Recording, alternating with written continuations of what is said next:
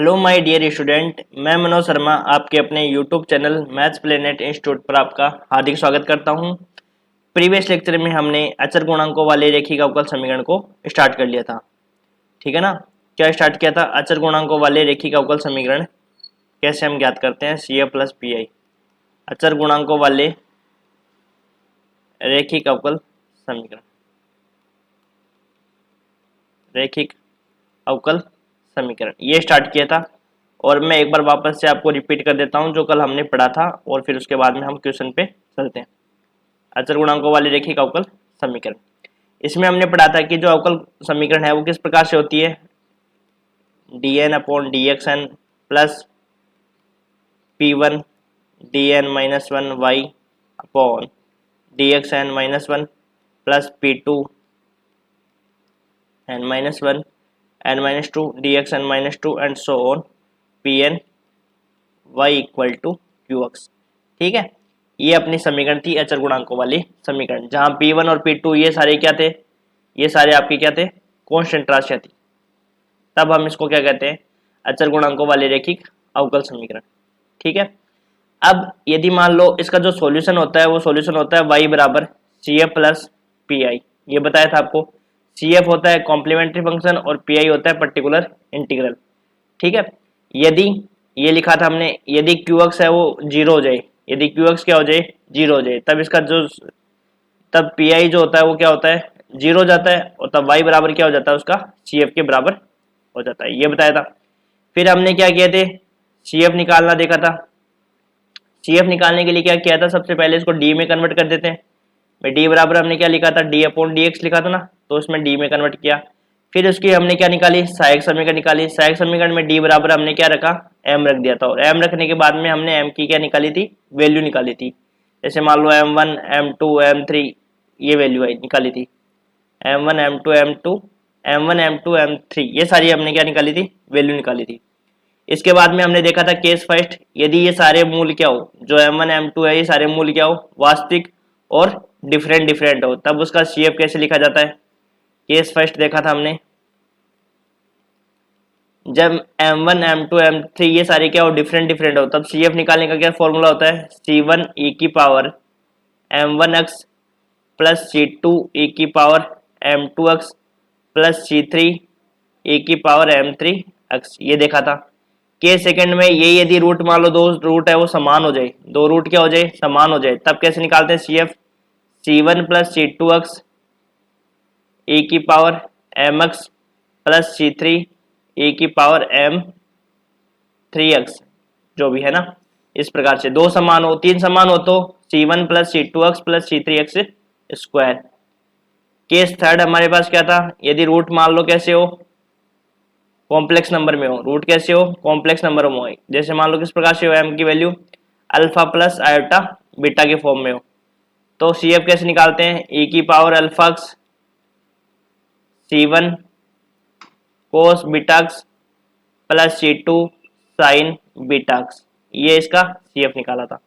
Case जो fourth था, case four में क्या है कि यही जो रूट है, जो कॉम्प्लेक्स नंबर में रूट है, यही रूट क्या कर रहे हो, रिपीट कर रहे हो, अल्फा प्लस आयोटा बीटा हो, और दूसरा रूट भी क्या हो, अल्फा प्लस आयोटा बीटा हो, तब उसका सी एफ निकालने का क्या फॉर्मूला देखा था हमने, ए की power alpha c1 plus c2x cos beta x plus c3 plus c4x sine beta x. ये हमने देखा था। प्रीवियस लेक्चर में हमने क्वेश्चन भी कर लिए थे इससे रिलेटेड। अब आज के लेक्चर में हम और क्वेश्चन करने वाले हैं इससे रिलेटेड। तो देखो क्वेश्चन स्टार्ट करते हैं टाइम वेस्ट ना करते हुए। तो देखो क्वेश्चन करते हैं। आपको कम से कम मैं इससे रिलेटेड 10 से 12 क्वेश्चन करवा दूंगा। लास्ट लेक्चर में मैंने 2 करवा दिए, अब मैं 10 से 12 क्वेश्चन मैं इसमें करवाने वाला हूँ, जिससे कि आपका कॉन्सेप्ट अच्छे से क्लियर हो जाएगा, और वो सारे अलग अलग टाइप के होंगे आपके। तो करते हैं हम आगे क्वेश्चन। एग्जाम्पल, ये आपकी एक्सरसाइज के भी क्वेश्चन है और एग्जाम्पल भी है। ठीक है, तो देखो d2y by dx2 minus plus 2dy by dx। मैंने अपना कॉन्सेप्ट है वो क्लियर होना चाहिए, ठीक है ना। चाहे उसके लिए हमें कितने इक्वेशन करने पड़े हो। तो देखो इसका सॉल्यूशन करते हैं। d2y/dx2 plus 2dy/dx plus 5y equal to 0, ये अपने पास क्वेश्चन दे रखा है। तो देखो कैसे सोल्व करेंगे इस क्वेश्चन को। सबसे पहले हम क्या निकालेंगे, इस इक्वेशन को किस प्रकार से लिखा जा सकता है, d² plus 2d plus 5y equal to 0, इस प्रकार से समीकरण को लिखा जा सकता है। अब इसकी क्या निकालेंगे, सहायक समीकरण। तो सहायक समीकरण क्या हो जाएगी इसकी, सहायक समीकरण एक्सिलरी इक्वेशन कैसे निकालते हैं, d के स्थान पर क्या रख देते हैं, m रख देते हैं। d के स्थान पर क्या रख देते हैं, m रख देते हैं। तो रखो m² plus 2m plus 5 equal to 0। तो अब इसके रूट निकाल लो। रूट कैसे निकालते हो, मल्टीप्लाई करने पर तो 5 आना चाहिए और एडिशन सब्ट्रैक्शन करने पर क्या आना चाहिए, 2 आना चाहिए। तो यह दराचारी मेथड से निकाल लो। रूट कैसे निकालते हैं हम इसके, -2 प्लस माइनस 2 का square 4 minus 4 into 1 into 5 upon 2 into 1, ये निकालते हैं ना। यदि ये समीकरण हो x² plus bx plus c equal to 0, तो इसके रूट कैसे निकालते हैं, x equal to minus B plus minus under root of b² minus 4ac upon 2a, इस प्रकार से निकालते हैं ना। ये दराचारी सूत्र होता है। तो दराचारी सूत्र लगा दिया, m बराबर अपने पास रूट आ गया -2 प्लस माइनस 4 में से 20 माइनस करेंगे अपॉन में 2। ठीक है, यहाँ तक क्लियर है सबके। अब आगे करते हैं, आगे इसको सोल्व करते हैं। m बराबर क्या मिलेगा अपने को, -2 प्लस माइनस ये मिलेगा माइनस का 16, तो माइनस का 16 क्या हो जाएगा, 4 आयोटा अपॉन में 2। m 2 यहाँ से कॉमन ले लेंगे तो यहाँ पे अपने को मिल जाएगा -1 प्लस -2 आयोटा, ये अपने पास रूट मिल जाएंगे। क्या रूट मिल जाएगा, m बराबर -1 प्लस माइनस आयोटा। आपको मैंने तीसरा केस क्या बताया था कि यदि रूट कैसे मिले, कॉम्प्लेक्स नंबर में मिले, तो उसका CF कैसे निकालते हैं हम। CF बराबर होता है, CF वही CF होता है और वही अपना y हो जाता है। तो CF क्या हो जाएगा, e की power -x C1 cos 2x plus C2 sin 2x, ये अपना हो गया सॉल्यूशन। अब जनरल सॉल्यूशन क्या हो जाएगा, आपको पता है कि y इक्वल टू CF होता है। क्यों, क्योंकि इसका जो QX है, इसका राइट साइड में पार्ट देखो 0 है, तो 0 है तो इसका PI क्या होता है, 0 होता है। तो आपका जो जनरल सॉल्यूशन हो जाएगा वो क्या इसके बराबर हो जाएगा, CF के बराबर ही हो जाएगा। तो ये आपका आंसर हो जाएगा C1 cos, यहाँ पे डायरेक्ट आप CF के स्थान पर y भी लिख सकते हो, एक ही बात है, क्योंकि आपको पता है कि PI इसका 0 हो जाएगा और PI 0 होने के कारण फिर वही CF होता है और वही इसका क्या हो जाएगा, y हो जाएगा। तो ये आपका आंसर हो जाएगा। ठीक है, इसके बाद में अगले क्वेश्चन में सिंपल क्वेश्चन है आपके, जो छोटे छोटे क्वेश्चन जो आते हैं एग्जाम में, जैसे जो गंगा सिंह यूनिवर्सिटी है उसमें आपके जो छोटे वाले क्वेश्चन आते हैं उनमें ये आपके पूछे जा सकते हैं।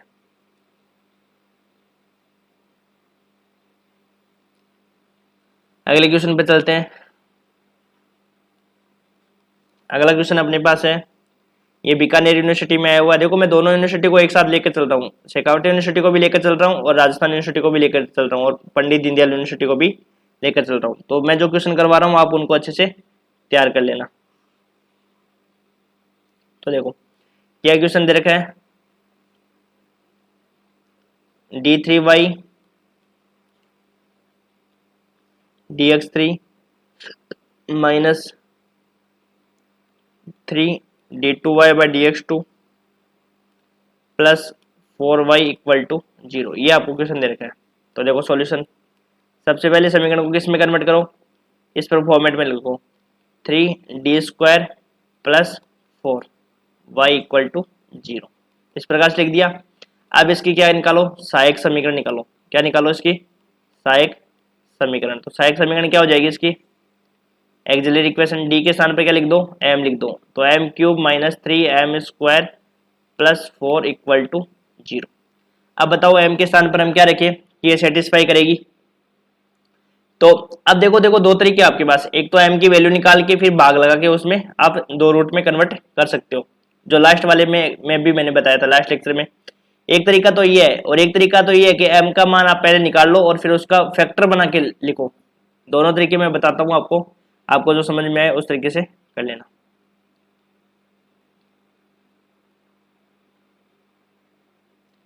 अब देखो इसमें m का मान 1 रखेंगे तो 1 तो इसको सेटिस्फाई करेगा नहीं, m बराबर क्या रखो, -1 रखो। तो -1 रखने पर क्या हो जाएगा, -1 का क्यूब 4, तो -1 -3 और +4, ये हो गया आपके पास 0। इसका मतलब m-1 इसका क्या हो जाएगा, फैक्टर हो जाएगा। तो ये m-1 है वो m+1 में कन्वर्ट हो जाएगा। तो अब ऐसे लिखते हैं ना, m+1 हो जाएगा ये, और m+1 में क्या लगा देंगे, भाग लगा देंगे। यही तो होता है कि अल्फा यदि x अल्फा है उसका फैक्टर है, तो ऐसे तो लिखते हैं x माइनस अल्फा, इसका गुणनखंड होगा। छोटी क्लास में लिखा होगा ना आपने, अल्फा यदि इसका फैक्टर है तो x माइनस अल्फा इसका फैक्टर होगा। तो m+1 में भाग लगा दो इसका, m³ -3m² +4, ये तो आपने भाग लगाया होगा, m² तो यहाँ m³ प्लस आ जाएगा m², तो यहाँ से आ जाएगा आपके पास, ये कट जाएगा और ये आ जाएगा माइनस का 4m² प्लस का 4, तो यहाँ से आ जाएगा आपके पास क्या, माइनस का 4m, तो यहाँ से आ जाएगा आपके पास माइनस का 4m², और ये आ जाएगा आपके पास क्या, माइनस का 4m, ये प्लस ये कैंसिल आउट, ये प्लस ये आ जाएगा 4m + 4, तो यहाँ पे आ जाएगा 4। ये तो आपने भाग दिया होगा ना, इसको तो ज़्यादा बताने की जरूरत भी नहीं है आपको शायद मेरे हिसाब से। फिर भी नहीं समझ में आए तो आप कमेंट कर देना। तो ये अपने फैक्टर कैसे कैसे कन्वर्ट हो गए, m+1 और m² -4m + 4, ये आपका बन गया। ठीक है, अब देखो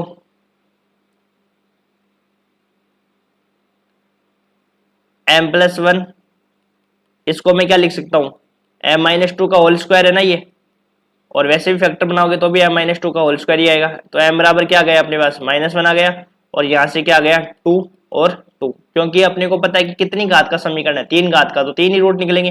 तो 2 रूट तो अपने को कहाँ से मिलेंगे, 2 रूट तो यहाँ से मिलेंगे, 2 रूट तो यहाँ से और 1 रूट यहाँ से मिलेगा, तो ये अपने पास रूट आ गए। अब अपने को पता है कि 2 रूट क्या कर रहे हैं, रिपीट कर रहे हैं, 2 रूट क्या कर रहे हैं, रिपीट कर रहे हैं। तो 2 रूट यदि रिपीट करते हैं तो उसका शेप कैसे लिखते हैं, रिपीट।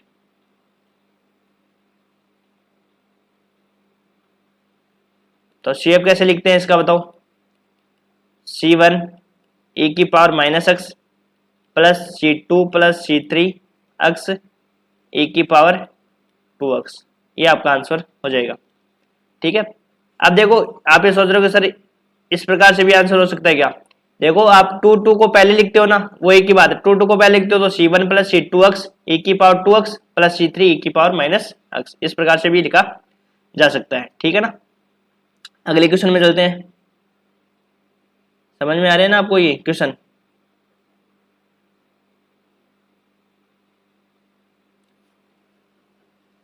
अगला क्वेश्चन करते हैं। देखो दोनों बुक से मैं उठा रहा हूं क्वेश्चंस।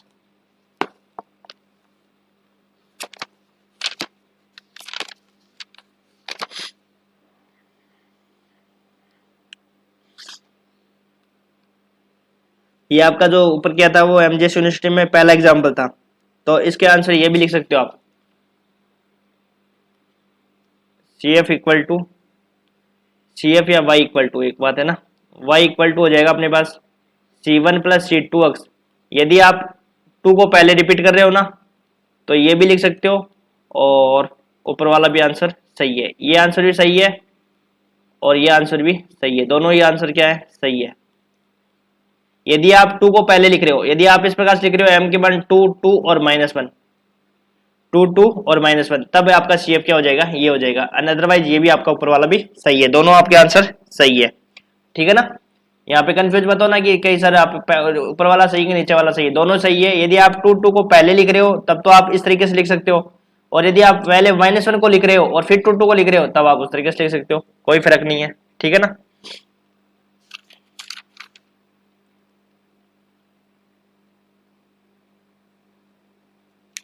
और क्वेश्चन करते हैं। देखो अपना मेन है कि कॉन्सेप्ट अपना क्लियर होना चाहिए, और उसके लिए अपने को चाहे कितने भी क्वेश्चन करने पड़े हो तो कर सकेंगे अपन।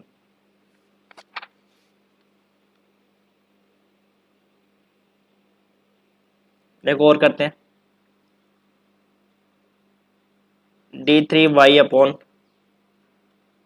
dx3 minus 13 dy by dx plus 12y equal to 0। ये आपका क्वेश्चन है। तो देखो सॉल्यूशन, सबसे पहले उस फॉर्मेट में लिखो d3 minus 13d plus 12y equal to 0। तो सबसे पहले इसकी लिखो सहायक समीकरण। तो सहायक समीकरण क्या हो जाएगी अपनी, auxiliary equation m cube minus 13m plus 12 equal to 0। तो m बराबर क्या वैल्यू रखें कि 0 हो जाएगी, m बराबर 1 रखने पर। तो 1 माइनस 13 प्लस 12, तो 13 माइनस 13 ये 0। तो इसका फैक्टर क्या हो जाएगा, m माइनस 1, इसका गुणनखंड हो जाएगा। तो m माइनस 1 में हम भाग लगा देंगे किसका, m माइनस 1 में भाग देंगे किसका, 3m 13m प्लस 12, इसमें अपन क्या करेंगे, भाग देंगे। इसमें हम क्या करेंगे, भाग देंगे। तो भाग दो,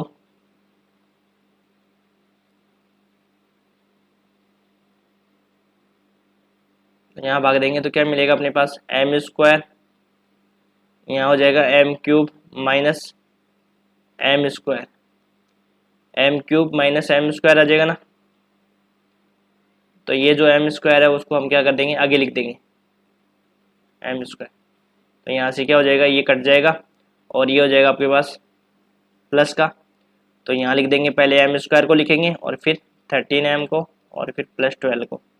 अब भाग देंगे तो कितनी बार जाएगा भाग, m बार। तो यहाँ से हो जाएगा एम स्क्वायर माइनस m आएगा, तो यहाँ से माइनस, यहाँ से प्लस। तो ये आ जाएगा माइनस का 12m प्लस 12। तो ये जाएगा माइनस का 12 टाइम और माइनस का 12m माइनस माइनस प्लस, और ये हो जाएगा अपने पास प्लस और ये हो जाएगा माइनस। तो ये आ जाएगा अपने पास 0। तो अपने पास इसके फैक्टर क्या हो जाएंगे, m माइनस 1 हो जाएगा और एक ये हो जाएगा m माइनस 1 और m square plus m minus 12 equal to 0।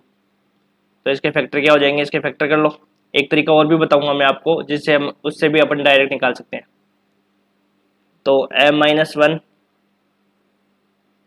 m square, यहाँ पे कितना आ जाएगा 4m माइनस 3m। ये तो देखो फैक्टर तो करने आते होंगे आपको, मेरे को मैं इतना समझा नहीं रहा हूँ इसमें आपको, क्योंकि फैक्टर तो आपको आते हो, छोटी क्लासों में सीखे आपने। m plus 4 minus 3m plus 4 equal to 0। तो फैक्टर हो गया m minus 1 m plus 4 m minus 3 equal to 0। तो यहाँ से m की वैल्यू आ गई 1 माइनस 4 और ये 3, सारे डिफरेंट डिफरेंट आ गए। तो y बराबर क्या हो जाएगा, c1 e की power x plus c2 e की पावर माइनस 4x और c3 e की पावर 3x। ये आपका आंसर हो जाएगा। अब देखो एक दूसरा तरीका भी बता देता हूँ, आप वो भी अप्लाई कर सकते हो। तो देखो इसमें अप्लाई करते हैं हम, और लगा के कर सकते हो आप। आपको यदि वो तरीका अच्छा लगता है तो वो कर सकते हो, और आप ये तरीका करना चाहो तो ये तरीका कर सकते हो। देखो कैसे,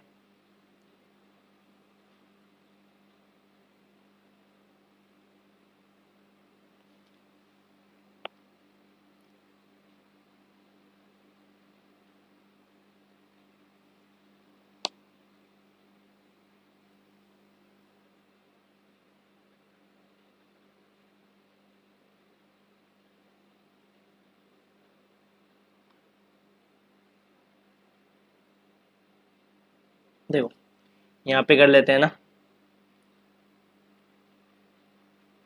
आंसर 6 मानने वाला। ये कैसे आएगा, देखो m माइनस 1 एक फैक्टर आ गया इसका, m माइनस 1 इसका क्या आ गया, एक फैक्टर आ गया। तो अपने पास इक्वेशन क्या है, m cube minus 13m plus 12 equal to 0, इसमें बनाना है।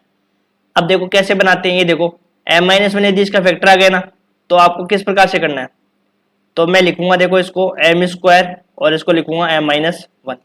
क्या लिखूंगा, m स्क्वायर m माइनस 1। थोड़ा ऊपर लिख देते हैं इसको जिससे कि दिख जाए आपको अच्छे से क्लियर।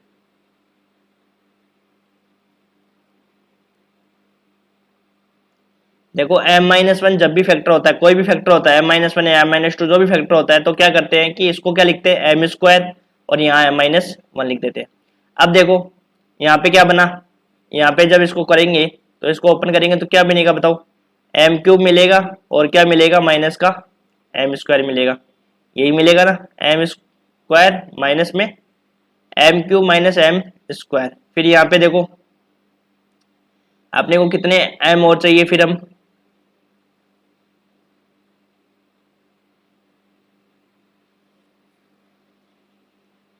एक मिनट रुको,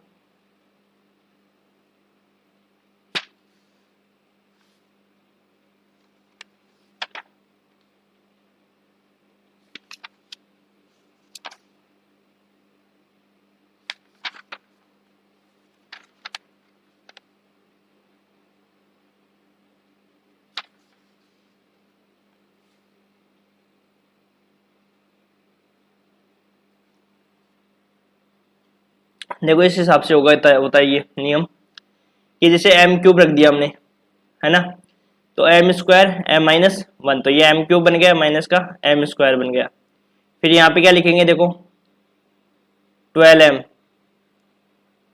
और m-1 फैक्टर, 12m करेंगे तो अपने पास देखो क्या आएंगे, ये माइनस का m स्क्वायर टर्म आ गया इसमें,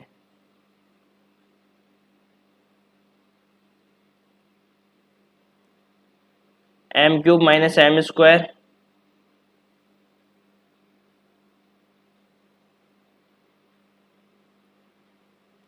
इस सवाल में नहीं है वही चीजें, दोबारा देखते हैं। देखो देखो ये तरीका भी बेस्ट, ये वाला जो तरीका है वो भी बेस्ट है, ये वाला आपको सीखा हुआ है ये तरीका, वो तरीका उसमें आपको ये रखना पड़ेगा कि m-1 जो फैक्टर होगा ना उस फॉर्म में आपको रखना पड़ेगा इसको। वो किस प्रकार से आपको, जिससे कि ये फॉर्मेट आपके पास मिल जाएगा। कैसे मिलेगा देखो एक बार ट्राई करते हैं वापस, m cube minus 13m plus 12 equal to 0।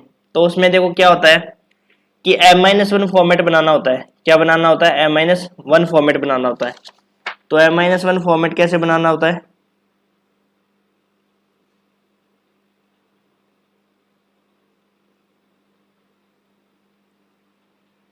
तो m-1 फॉर्मेट बनाने के लिए क्या होता है, देखो इस प्रकार से करना होता है, m क्यूब इसको क्या लिख सकते हो आप 12m माइनस m प्लस 12 लिख सकते हैं ना, m cube minus 12m minus m plus 12m, ये लिख देते हैं ना 12।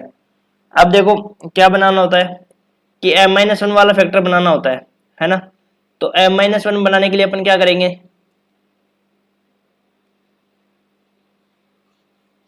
इस प्रकार से करेंगे हम, देखो इसको m स्क्वायर m-1, तो यहाँ पे देखो क्या मिल गया अपने पास m cube minus m square, और यहाँ पे फिर क्या लिखेंगे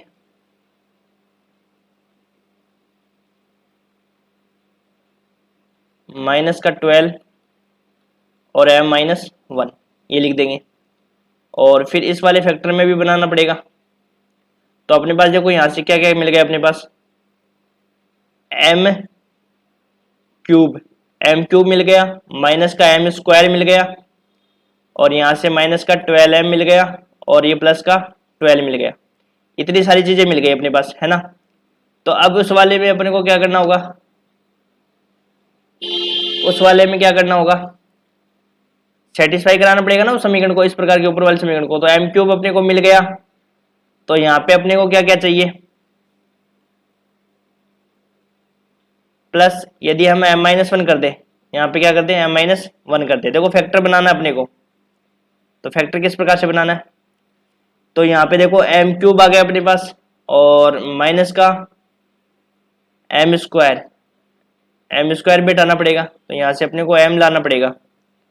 ये देखो तरीका थोड़ा सा टिपिकल पड़ेगा आपके लिए, ये रहने दो आप, ये तरीका में रहने दो आप करना, क्योंकि देखो इसमें आपको उस प्रकार के फॉर्मेट में बनाना पड़ेगा, इसलिए इस तरीके को छोड़ दो, आप ज्यादा कंफ्यूज हो जाओगे, नए तरीके को सीखोगे, है ना। इसमें आपको उस प्रकार का फॉर्मेट बनाना होता है, ठीक है ना। तो अपन देखो ये तरीका बेस्ट है, सबसे छोटी क्लासों में हमने सीखा भी है और इसमें आपको ज्यादा माथापच्ची भी करने की जरूरत नहीं पड़ेगी। उसमें आपको देखो ये जो मैं बता देता हूँ मेथड एक बार ऐसे ही कि m-1 का फॉर्मेट बनाना होता है, सारे पदों में m-1 का m-1 फैक्टर बना दो और फिर क्या करना होता है कि m-1 m-1 m-1 सारे फैक्टर हो जाते हैं, तो यहाँ से तो क्या आ जाता है, कॉमन आ जाता है और फिर यहाँ पे अंदर ये वाली चीज आ जाती है, ये वाली चीज आ जाएगी आपकी डायरेक्ट अंदर। तो अब देखो किस प्रकार से होता है कि जैसे एम स्क्वायर से हमने गुणा कर दिया तो एम स्क्वायर आ जाएगा, तो यहाँ पे अंदर तो क्या आ जाएगा, एक एम स्क्वायर आ जाएगा। फिर इस वाली चीज को और बनाना है ना, सारी चीज इस प्रकार से बनाना है कि अपने पास यही मिले M cube minus 13m plus 12 मिले। तो यहाँ से देखो एम क्यूब तो बन गया और यहाँ पे क्या बन गया, एम स्क्वायर बन गया। अब इस एम स्क्वायर को यहाँ पे हटाना पड़ेगा, तो यहाँ से देखो अपने को क्या करेंगे, यहाँ करेंगे एम से मल्टीप्लाई, अब बन जाएगा ये आराम से। कैसे बनेगा देखो दोबारा बता देता हूँ मैं, एक बार बता ही देता हूँ फिर आपके कंफ्यूज नहीं रहेगा। M cube minus 12m plus 12 equal to 0, 13 है ना। यहाँ पे देखो यहाँ पे अपने को बनाना होता है फैक्टर m-1 m-1 और m-1, सारे फैक्टर में लिख दो m-1 m-1, फिर सारे में क्या आ जाता है, कॉमन आ जाता है। अब यहाँ पे अपने को चाहिए एम क्यूब, तो एम क्यूब करने के लिए क्या करेंगे, हम एम स्क्वायर से गुणा करेंगे। तो यहाँ पे क्या मिला अपने पास, एम स्क्वायर माइनस का एम मिल गया, सॉरी एम क्यूब माइनस का मिल गया अपने को एम स्क्वायर। अब इसको किससे गुणा कर देंगे, एम से गुणा कर देंगे, तो यहाँ से मिल गया अपने पास एम स्क्वायर माइनस का एम। तो ये वाली चीज तो कैंसिल आउट हो गया, तो यहाँ से अपने पास मिला एम क्यूब माइनस एम मिला है, तो इसको किससे गुणा कर देंगे, 12 से गुणा कर देंगे। तो यहाँ पे देखो क्या मिल गया अपने पास, M cube minus M square plus M square minus का एम प्लस 12m माइनस का 12 से गुणा कर दो, इससे गुणा कर दो, माइनस का 12 से गुणा कर दो, तो ये हो जाएगा माइनस का 12 और ये हो जाएगा प्लस का 12। तो ये तो कैंसिल आउट हो गया, एम क्यूब बन गया और ये मान गया 13m और ये बन गया अपने पास 12। इस प्रकार का फॉर्मेट बनता है, ठीक है ना। समझ में आ गया होगा, और समझ में नहीं आया तो अब एक लेक्चर में और अपन देख लेंगे इसको, एक क्वेश्चन और है उसमें भी अप्लाई करके देख लेंगे।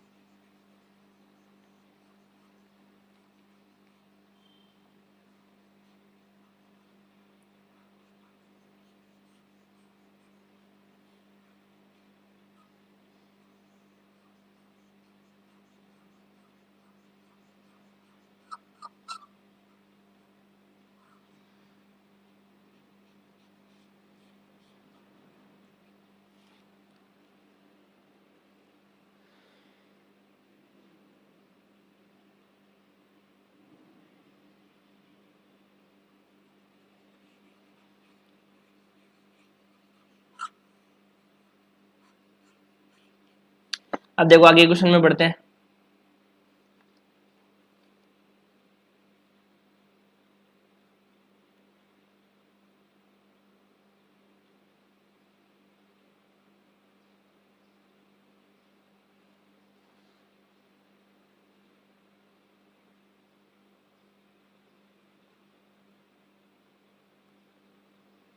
क्वेश्चन करते हैं आगे वाला और देखते हैं क्वेश्चन कौन कौन से आपके ठीक है। क्वेश्चन जो बीकानेर यूनिवर्सिटी में भी पूछे हुए हैं, राजस्थान में भी पूछे हुए हैं,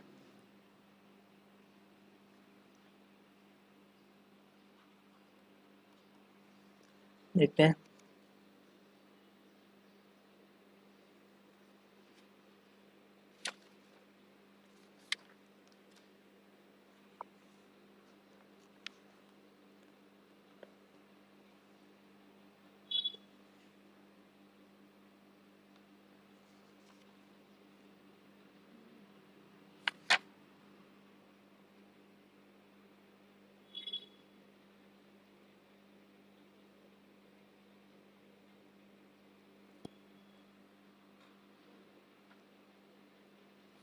देखते हैं आगे question.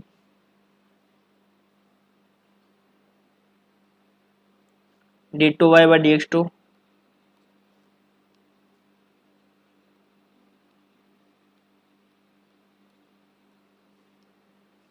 Plus Y equal to 0। एक क्वेश्चन तो ये है और एक क्वेश्चन और लिख लो साथ में ही, D square plus 5d plus 4y equal to 0। दोनों को ही करते हैं साथ में। देखो सॉल्यूशन, तो सबसे पहले तो हम इसको क्या लिख सकते हैं, D square minus 2d plus 1 y equal to 0। इसके सहायक समीकरण लिखो, तो सहायक समीकरण क्या हो जाएगी आपके पास, M square minus 2m plus 1 का स्क्वायर। तो इसको क्या लिख सकते हो, m माइनस 1 का स्क्वायर लिख सकते हैं ना, m माइनस 1 का स्क्वायर। तो ये हो जाएगा आपके पास m स्क्वायर प्लस 1 और माइनस का 2m। तो m बराबर क्या आ जाएगा अपने पास, दो रूट आ जाएंगे 1 1, दोनों रूट बराबर है। तो CF और y बराबर क्या हो जाएगा, C1 प्लस C2 एक्स ए की पावर, ये आपका आंसर हो जाएगा। क्वेश्चन संख्या 6 में क्या करेंगे, ये डायरेक्ट दिया हुआ है तो सहायक समीकरण लिखो डायरेक्ट। इसकी सहायक समीकरण क्या हो जाएगी इसकी, M square plus 5m plus 4 equal to 0। तो रूट कर लो, तो 4m plus m plus 4 equal to 0। तो यहाँ से m plus 4 plus 1 m plus 4 equal to 0। तो यहाँ से m प्लस 1 और m प्लस 4 इक्वल टू 0। तो m बराबर -1 और m बराबर -4। तो CF हो जाएगा अपने पास क्या, C1 e की power -x plus C2 e की पावर -4x। ये आपका आंसर हो जाएगा। अगला सवाल,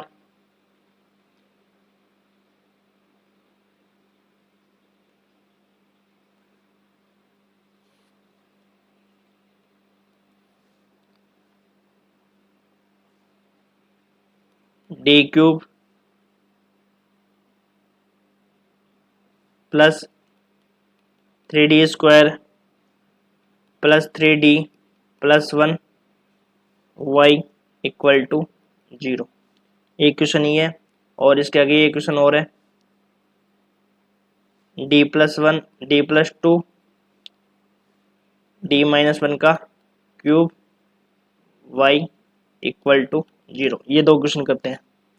देखो तो सबसे पहले ये दी हुई आपको समीकरण फॉर्मेट तो दिया हुआ ही है, आपको सहायक समीकरण में कन्वर्ट करना है। तो सहायक समीकरण क्या हो जाएगी इसकी, m cube plus 3m square plus 3m plus 1 equal to 0। तो कौन सा समीकरण इसको सेटिस्फाई करता है, ये तो आपको डायरेक्ट ही दिख रहा है, m प्लस 1 का क्या है, क्यूब है ना, m प्लस 1 का क्यूब है। तो m के क्या क्या रूट हो जाएंगे आपके पास, -1 -1 और -1, तीनों रूट बराबर है। तो y बराबर CF क्या हो जाएगा इसका, C1 plus C2x plus C3x square और यहाँ पे हो जाएगा e की पावर -x। इतना ईजी सा सवाल। इसके आगे वाला आंसर देखो इसका, ये भी डायरेक्ट है तो सहायक समीकरण इसमें कन्वर्ट कर दो। तो सहायक समीकरण क्या हो जाएगी इसकी, m प्लस 2 m माइनस 1 का क्यूब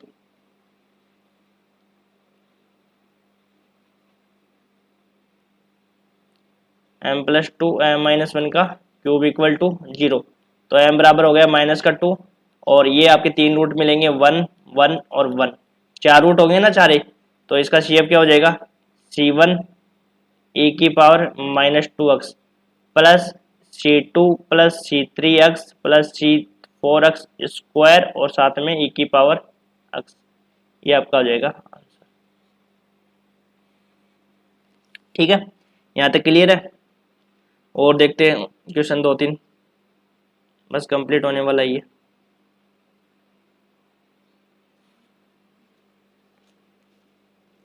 और देखते हैं क्वेश्चन,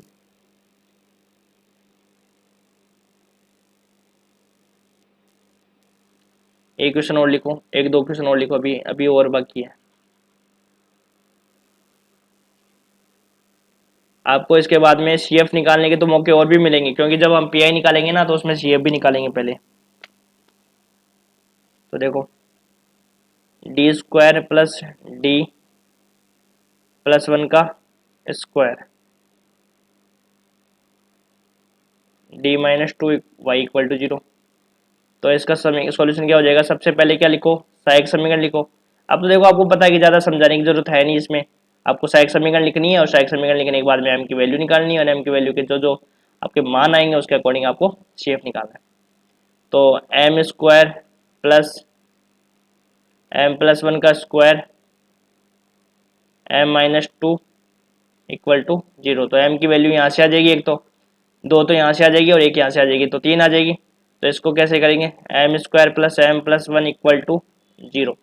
एक वैल्यू तो कहाँ से आ जाएगी, यहाँ से आ जाएगी, और एक वैल्यू अपने पास कहाँ से आ जाएगी, यहाँ से। m बराबर ये तो आ जाएगी 2 और इससे दो वैल्यू कौन सी आ जाएगी, -1 प्लस -1 -4 इंटू 1 अपॉन में 2, तो m बराबर आ जाएगा -1 प्लस -√3 आयोटा अपॉन में 2, और एक m की वैल्यू क्या आ गई अपने पास 2। ये रूट रिपीट कर रहे हैं, ध्यान रखना, सॉरी रिपीट नहीं करें, दो रूट हो जाएंगे।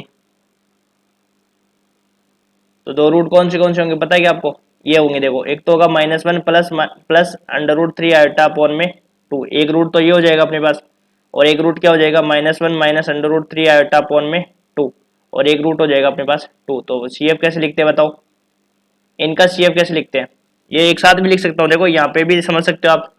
यदि ये चीजें नहीं रिप्रेजेंट करना चाहते तो ये चीजें भी रिप्रेजेंट नहीं करो तो मत करो, ये यहाँ से भी लिख सकते हो। तो यहाँ पे क्या हो जाएगा, रियल पार्ट क्या हो जाएगा, e की पावर अल्फा अक्स होता है ना, तो माइनस का x by 2 C1 cos √3/2 x plus C2 sine √3/2 x plus एक कांस्टेंट और लिख देंगे, या तो इसको लिख दो पहले, एक ही बात है, या तो 2 को पहले लिख दो या बाद में लिख दो, एक ही बात है, उससे कोई फर्क नहीं पड़ने वाला है। या तो देखो ऐसे लिख दो C1 e की पावर 2x फिर e की पावर -x2 और उसको ऐड कर दो। कितने रूट हो रहे हैं टोटल इसमें, एक मिनट रुको, आपके 4 रूट हो रहे हैं, एक मिनट रुको, एक मिनट रुको, रुको रुको रुको रुको, देखो देखो देखो ये गलती हो गई ना अपनी, ये रिपीट कर रहे हैं रूट, अपन की गलती हो गई, अपने स्क्वायर नहीं देख रहा, ऊपर देखो एक बार,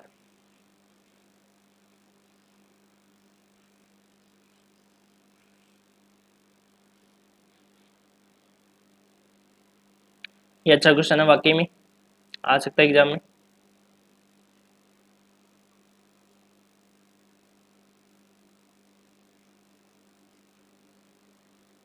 देखो एक बार ऊपर देखना इसको, क्वेश्चन को, यहाँ पे देखो कितने रूट होंगे इसके, 2 घात का तो ये है, तो 2 स्क्वायर है ना, तो ये कितने रूट होंगे इसके, 4 तो इसके होंगे,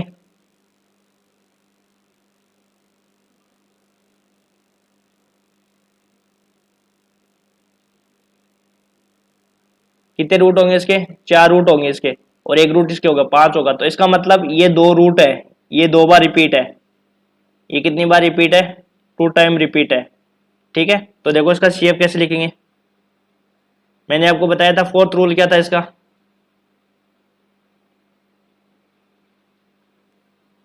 CF का क्या रूल था फोर्थ, पहले इसको लिख देते हैं C1 e की पावर 2x फिर e की पावर -x/2 और रिपीटेड है, तो C2 प्लस C3x कोस √3/2x और प्लस में C4 plus C5x x sign √3/2x, ये आपका आंसर होने वाला है, ठीक है, समझ में आ गया ना, 4 रूट है, तो 4 रूट है, इसका मतलब 2 बार ही रिपीट करेंगे, और 2 बार रिपीट करेंगे तो आपको पता है कि किस प्रकार से हम इसको लिखते हैं। अगला question,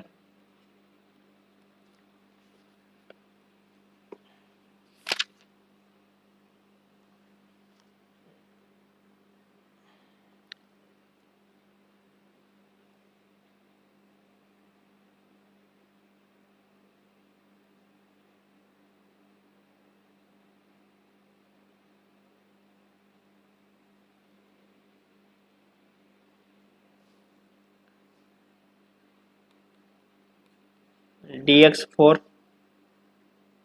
plus 2 d3xy plus 3 d2y/dx2 plus 2dy/dx plus y equal to 0, ये सवाल अपना। तो देखो d4 plus 2d³ plus 3d² plus 2d plus 1 y equal to 0, ये अपना सवाल है। एक मिनट रुको, इसको देखता हूँ मैं,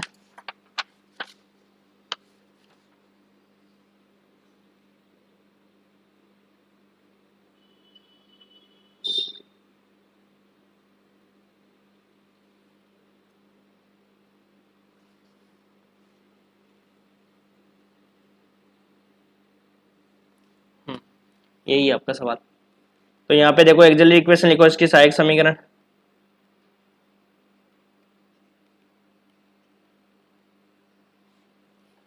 तो सहायक समीकरण क्या हो जाएगी इसकी?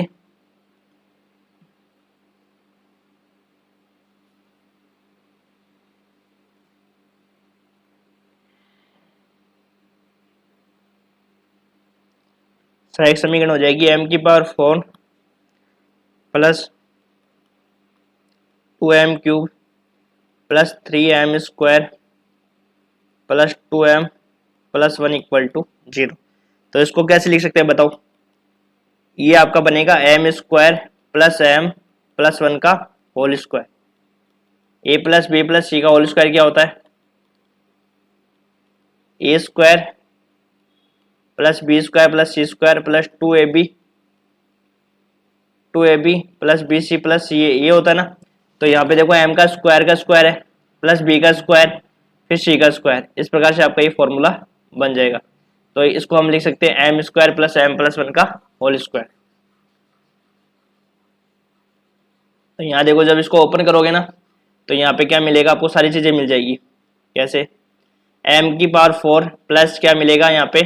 m² फिर प्लस 1 और इस प्रकार से ओपन करोगे तो आपके ऊपर वाला पद मिल जाएगा। तो यहाँ से हो जाएगा आपके पास m² प्लस m प्लस 1 = 0।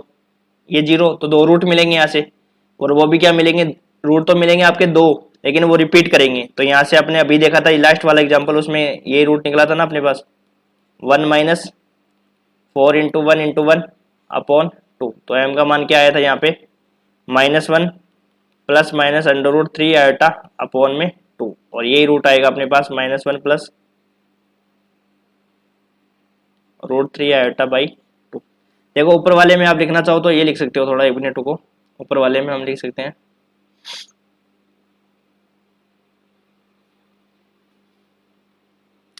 ये रूट रिपीट करेगा, तो आप इस चीज को ऐसे लिख सकते हो आप यहाँ, क्योंकि आप यहाँ पे तो अपन समझ लिए रिपीट करेगा, लेकिन एग्जाम में तो शो करना पड़ेगा ना। एग्जाम में शो करने के लिए आप इसको ऐसे लिख सकते हो -1 प्लस माइनस √3 आयोटा बाई 2 और फिर 2। ये रिपीट कर गए ना 2 रूट, तो 2 रूट रिपीट कर गए तो 2 के अनुसार हमने लिख दिया। ठीक है,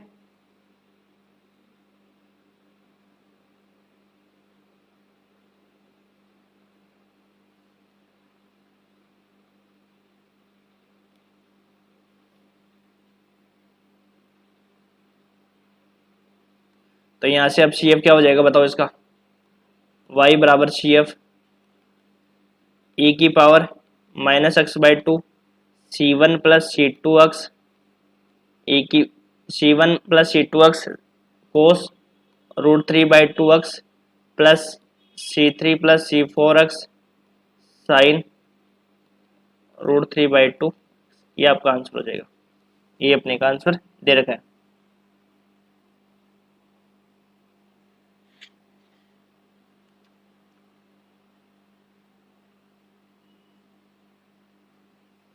और देखते हैं क्वेश्चंस।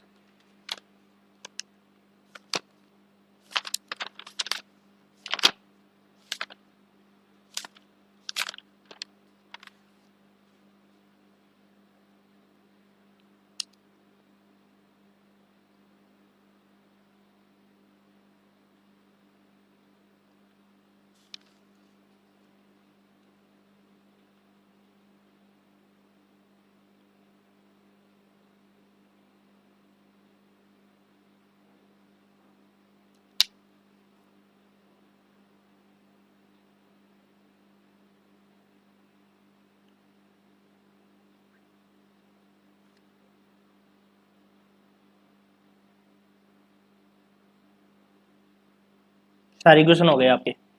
ठीक है, तो इनको कर लेना अच्छे से आप प्रैक्टिस, और फिर हम अगले लेक्चर में आगे स्टार्ट करेंगे। Thank you.